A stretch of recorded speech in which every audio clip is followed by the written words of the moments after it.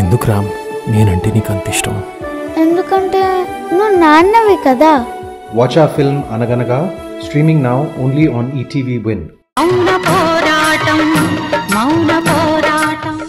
నీ మనసులోంచి అలాంటి భయాలన్నీ తీసేసి నీ జీవితం గురించి, చరణ్తో కాపురం గురించి ప్రశాంతంగా ఆలోచించమ్మా. నీకోసం, నీ ప్రేమ కోసం ఇల్లరికం వచ్చిన చరణ్ను నువ్వు దూరం పెడితే చరణ్కు నీ మీద ఉన్న అభిప్రాయాలు మారతాయి. మొదట్లో చిన్న చిన్న విషయాలే బలమైన కారణాలుగా మారతాయమ్మా. అది మంచికైనా కావచ్చు, నష్టానికైనా కావచ్చమ్మా. ఒకరినొకరు ఎంతో అర్థం చేసుకున్న మీ జంట ఇలానే ముందుకు సాగాలి గాని మీ ఇద్దరి మధ్య ఎలాంటి అపార్థాలు రాకూడదు. మీ మధ్య అస్సలు దూరం రాకూడదు. అర్థం చేసుకోమ్మా.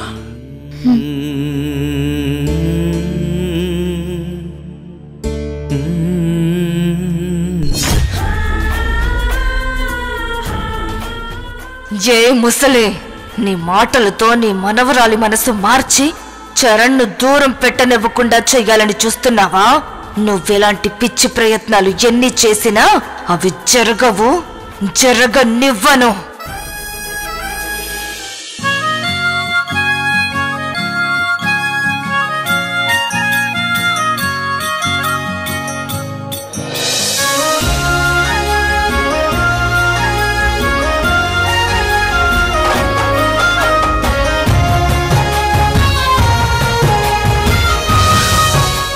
Welcome to the new world.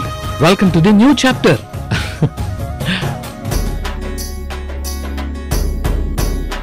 ఏంటి సౌందర్య, బెడ్రూమ్లోకి ఎవరైనా ఇలా వెల్కమ్ చెప్తారా అని నన్ను ఒక పిచ్చోని చూసినట్టు చూస్తున్నావు కదా?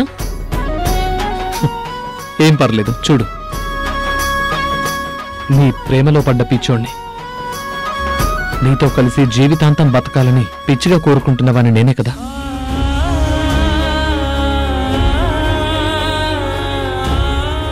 ఆడపిల్ల ఎంతో పుణ్యం చేసుకుంటేనే మంచి భర్త వస్తాడు అంటారు.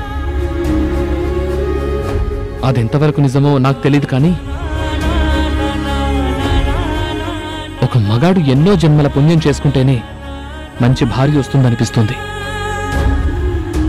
అది కూడా ప్రేమించిన అమ్మాయి లైఫ్లోకి వస్తే ఆ జీవితం ఎంత బాగుంటుందో దానికి ఎగ్జాంపుల్ నేనే. ముందుగా పెట్టిన ముహూర్తానికి మన శోభనం జరగకపోయినా కొద్ది రోజుల తర్వాత అది ఈ రాత్రి జరగబోతోంది. లవ్ యూ సౌందర్య.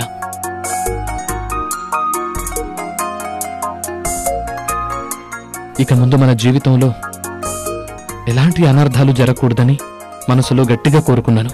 నువ్వు కూడా కోరుకో. మనిద్దరి మనసుల్లోనూ ఈ రాత్రి ఒక తీయని జ్ఞాపకంగా ఎప్పటికీ మిగిలిపోవాలి.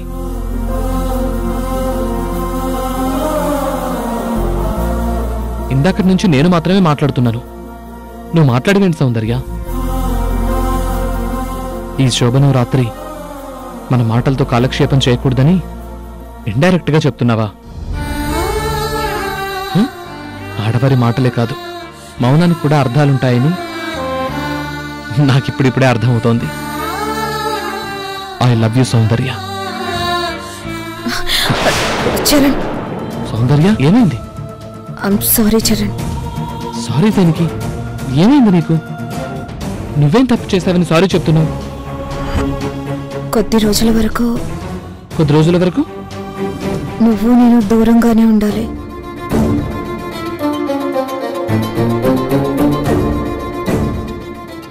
ఎందుకలా? నేను చాలా నిష్ఠగా 108 రోజులు దీక్ష చేస్తున్నాను.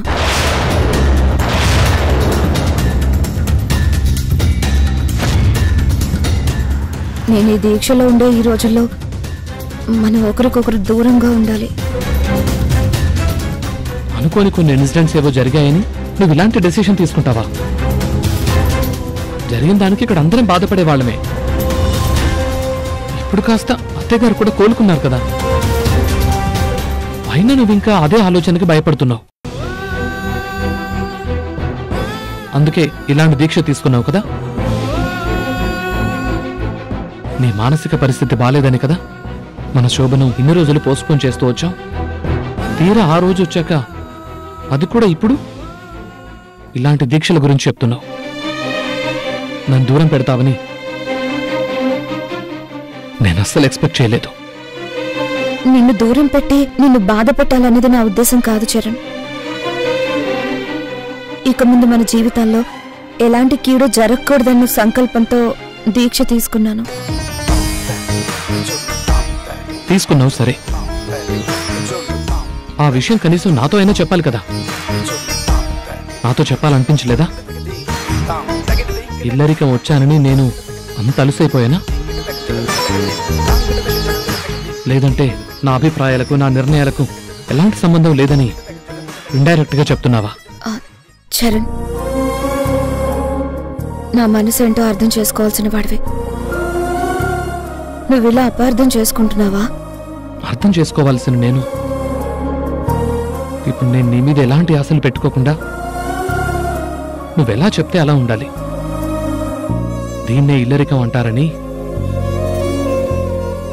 నాకిప్పుడు బాగా అర్థమైంది.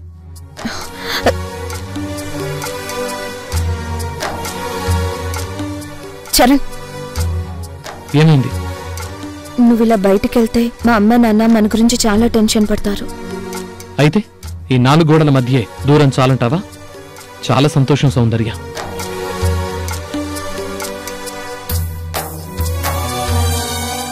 సారీ చరణ్, కొద్ది రోజుల వరకు మన మధ్య ఈ దూరం తప్పదు.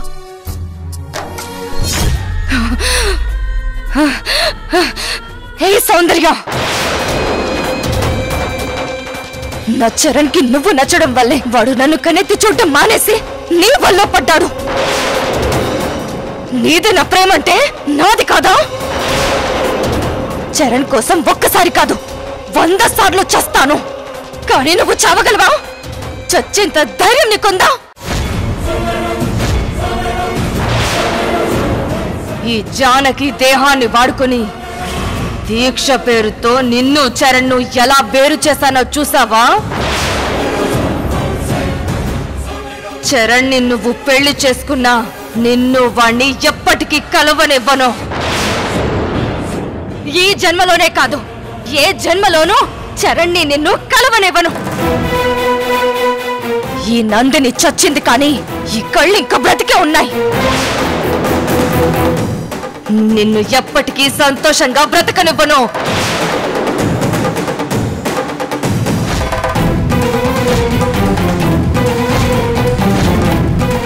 చరణ్ని ప్రేమించి నువ్వు చాలా పెద్ద తప్పు చేశావని నీకు అర్థమయ్యేలా చేసి నిన్ను చంపేస్తాను.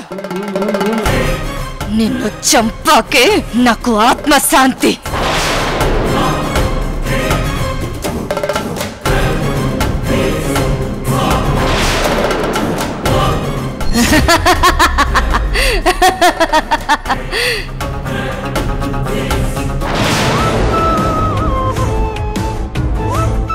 నువ్వు నాకు చెప్పడం కాదు, నీ కొడుక్కి చెప్పు. ఆ సౌందర్యని ప్రేమించొద్దని చెప్పు, దానితో కలిసి తిరగొద్దని చెప్పు.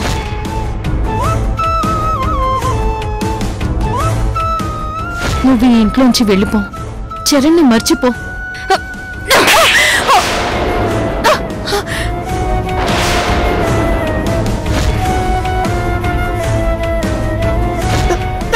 ఏ పార్వతి, ఏంటి నేను బావని వదిలేయాలా?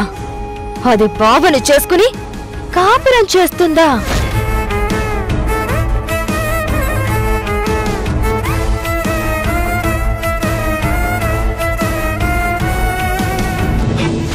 మళ్ళీ ఇంకోసారి బావని మర్చిపో, నువ్వు మారిపో, దూరంగా వెళ్ళిపో, మీ నాన్న పంచన చేరిపో అని వెధవ సలహాలు చెప్పావంటే చంపేస్తా.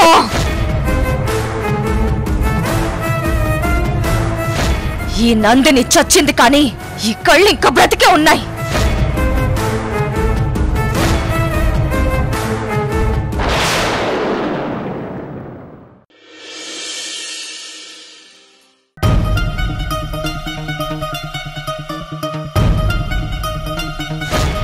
కొద్ది రోజుల వరకు నువ్వు నేను దూరంగానే ఉండాలి.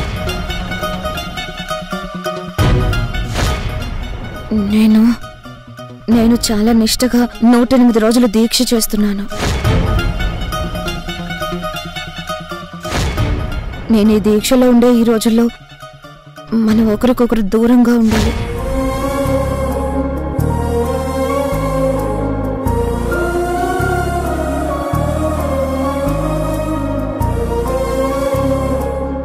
Good morning Charan. Coffee. Charan, నీకోసం కాఫీ తీసుకొచ్చాను.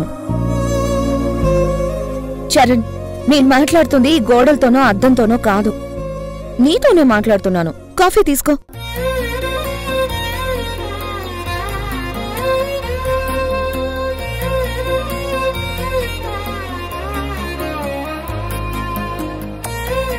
నా చేత్తో కాఫీ తాగకూడదని, నాతో మాట్లాడకూడదని డిసైడ్ అయ్యావా?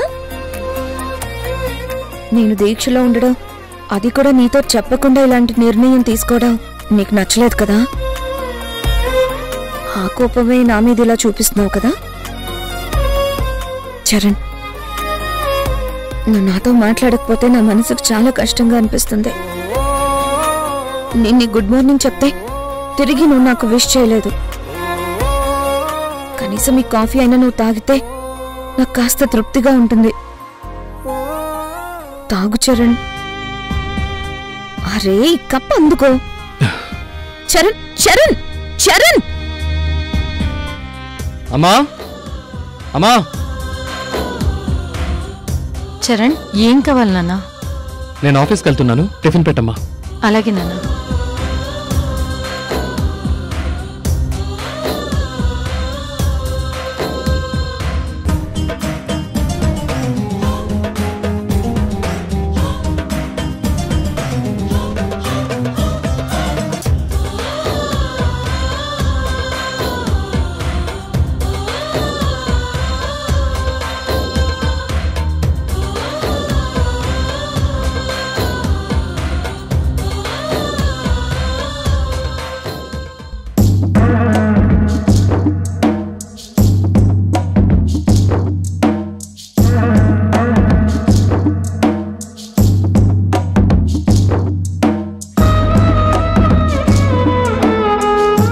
సౌందర్య, రా, నువ్వు కూడా వచ్చి టిఫిన్ చెయ్యి. నాకొద్దయ్యా. అదేంటమ్మా? నేను తర్వాత తింటాను. రే చరణ్, కొత్త దంపతులు కలిసి తినాలని కోరుకోవాలి కానీ సౌందర్యం నువ్వు అస్సలు పట్టించుకోవటం లేదేంట్రా?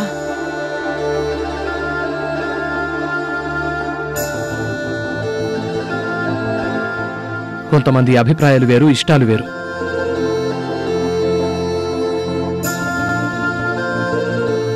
వాటిని మనం గౌరవించాలి గాని బలవంత పెట్టలేం కదమ్మా.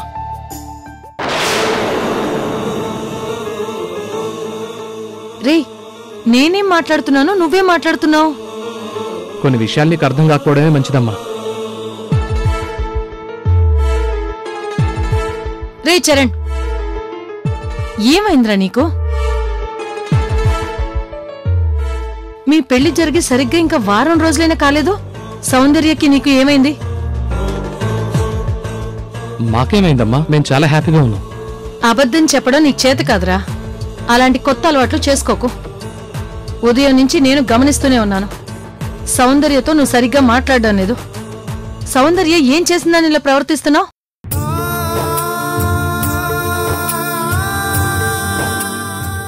సౌందర్యకి నువ్వంటే చాలా ప్రేమ, ప్రాణం. అలాంటి అమ్మాయిని నువ్వు ఎంత గొప్పగా చూసుకోవాలి? అది మానేసి అస్సలు మాట్లాడడమే మానేసినట్టు అలా మొహం చాటేయటమేంట్రా? ఇది చాలా తప్పు. అమ్మా,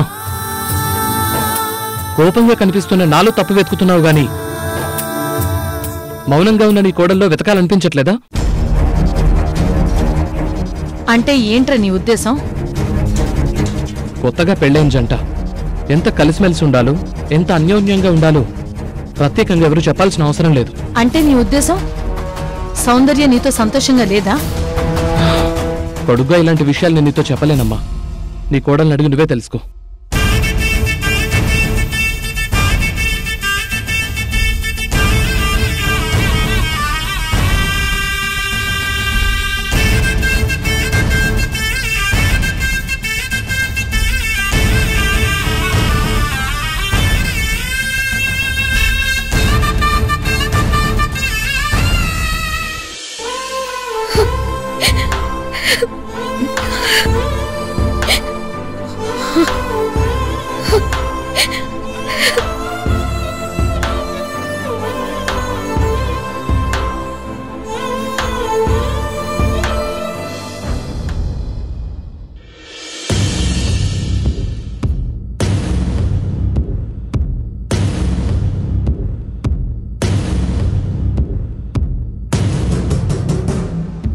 నమస్తే మేడం. మురారి సార్ లోపలే ఉన్నారు. మురారి లోపలే ఆఫీస్లో ఉన్నాడని నాకు తెలుసు. కానీ నేను మురారిని కలవడానికి రాలేదు, నీతో మాట్లాడడానికి వచ్చాను. నువ్వు నాకు చిన్న హెల్ప్ చేయాలి. నేను మీకు చేసే హెల్ప్ ఏముంటుంది మేడం? నువ్వు చేయగలవని నాకు తెలుసు. నువ్వే చెయ్యాలి కూడా, లేదంటే నిన్ను ఉద్యోగంలోంచి తీయించేస్తాను. అయ్యో, అంత పని చేయకండి మేడం. నన్ను ఏం చేయమంటారు చెప్పండి, చేస్తాను. Very good. ఓనర్స్తో మాట్లాడే పద్ధతి ఇది. ఇక్కడ ఆఫీస్ అడ్మినిస్ట్రేషన్ గురించి మొత్తం మా అత్తయ్య సువర్ణ గారు చెప్పారు. ఆఫీస్ క్యాష్ లాకర్ తాళాలు నువ్వే మెయింటెనెన్స్ చేస్తున్నావంట కదా? అవును మేడం. మరి ఈరోజు ఆ క్యాష్ లాకర్లోంచి 3 లక్షల క్యాష్ మురారి బ్యాగ్లో పెట్టు, మురారికి తెలియకుండా. అదేంటి మేడం, మీ వారి మీద? భార్యాభర్తలన్నాక 1.25 లక్షలు ఉంటాయి. మేమొక ఫ్యామిలీ ఫన్ గేమ్ ఆడుతున్నాం. మురారికి సర్ప్రైజ్ ఇవ్వాలని ప్లాన్ చేస్తున్నాం. నేను చెప్పింది చెయ్యి, అర్థమవుతుందా? అలాగే మేడం. మురారి ఇంటికి బయలుదేరొచ్చే ముందు అతని బ్యాగ్లో 3 lakhs క్యాష్ ఉండాలి. నువ్విలా చేస్తావని ఎవ్వరికీ అనుమానం రాకూడదు. మురారికి అస్సలు తెలియకూడదు. వెళ్ళు. అలాగే మేడం.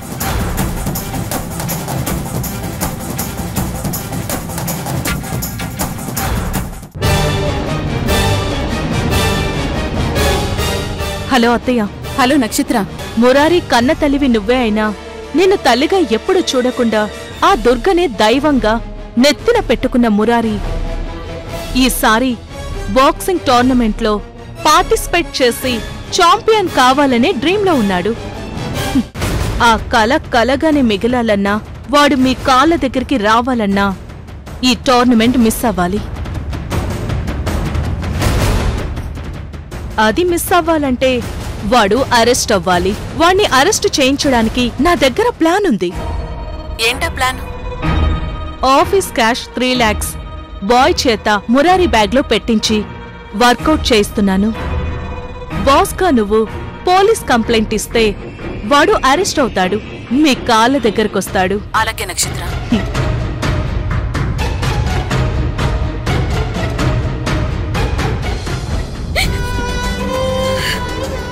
అమ్మా సౌందర్య, తాతయ్య,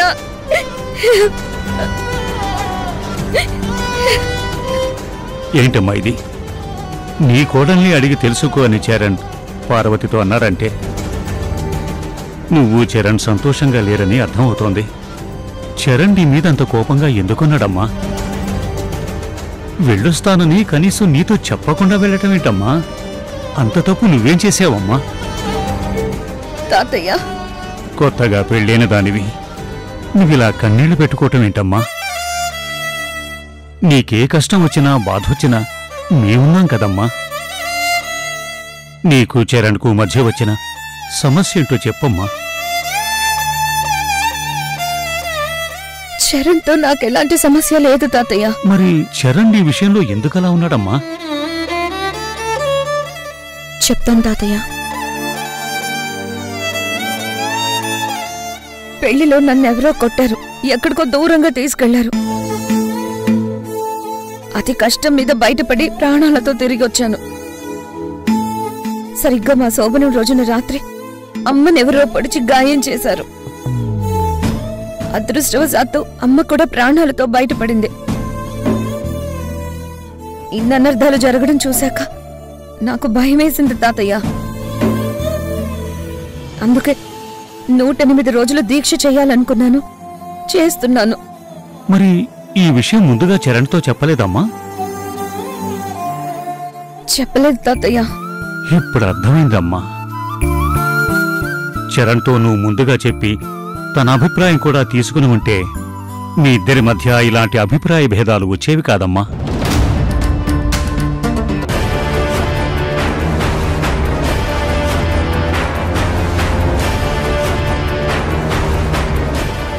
ఎస్ఐ గారు, ఏంటి ఇలా వచ్చారు?